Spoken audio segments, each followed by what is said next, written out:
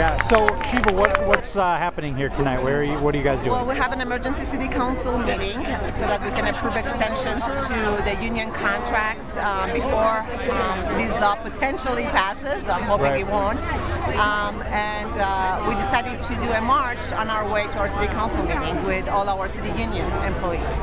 Okay, and this is just to show some solidarity? This is to show both solidarity to our union workers at the city and to also show that there is a way for the executive, the legislative branch, and the unions to work together. And maybe that should be an example for our governor, that it can be done and we can all work together to make sure that everybody's at the table. We've been talking to a lot of people the past few days who have been around local government and state government for a long time about whether they've ever seen anything like this. I mean, you're globally aware as well. Can you put this into any sort of perspective? No, this reminds me of big strikes in Europe. In Europe, we're used to have general strikes, and this actually reminds me of general strikes in Europe. I've never seen anything like that in this country, and it makes me feel actually really good to know that people can get galvanized around an important issue. Okay, fabulous. Want to know what all the fuss is? We are standing up for justice. Want to know what all the fuss is? We are standing up for justice. Want to know what all the fuss is? We are standing up for justice. It is my birthday, and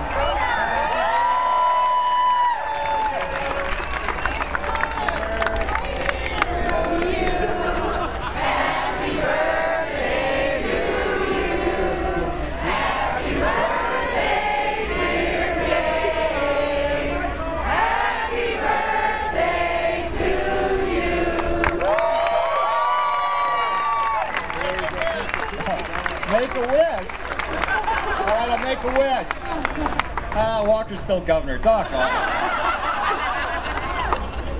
Well, thank you. I can retire having had Happy Birthday sung so beautifully by so many people. Thank you. Here's the thing. You know, if you have to call out the National Guard, it's probably not a good idea. The governor has proposed a piece of legislation that he hoped would divide us, and he set it up that way. We're in this together. We are.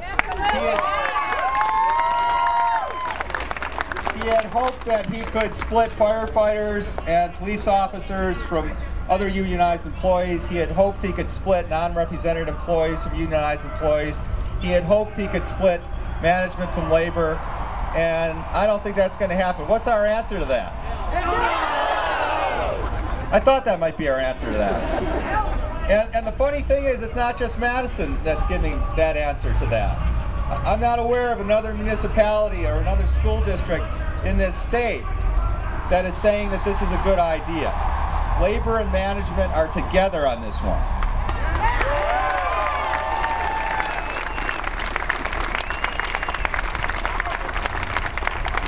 Now, what we're seeing down the street and around the Capitol is, in my mind, the most inspiring display of democracy in action anywhere in the world.